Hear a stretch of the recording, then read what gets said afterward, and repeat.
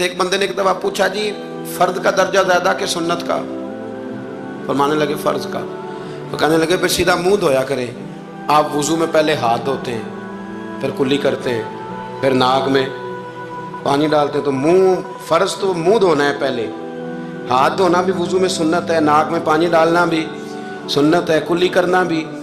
तो आपने तो पहले 3 सुन्नतें अदा की, फिर वुजू। फरमाने लगे ठीक तुमने कहा है, पर तुम पता नहीं ना तुम्हें कि ये मेरे रसूलुल्लाह की सुन्नत की बरकत कितनी है। शरीयत हुक्म देती है कि पानी मोतदिल होना चाहिए वुजू करने के लिए, ना ज़्यादा ठंडा हो ना ज़्यादा गर्म हो। ज़्यादा गर्म हो तो मुंह जल जाता है। और शरीयत हुक्म देती है कि पानी बद जायका नहीं होना चाहिए, और हुक्म देती है कि बदबू वाला नहीं होना चाहिए। फरमाया इसलिए हमारे नबी ने पहले हमें 3 सुन्नतें दी कि टूटी के नीचे ना हाथ करके देख लो पानी ज़्यादा गर्म तो नहीं, और कहीं मुंह ना जला लेना।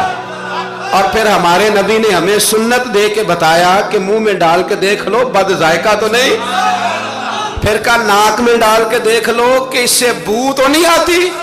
फरमाया मुस्तफ़ा ने कहा मेरी 3 सुन्नतें अदा करके अब चेहरे पे पानी डालोगे तो फर्ज अदा करने का मजा आ जाएगा।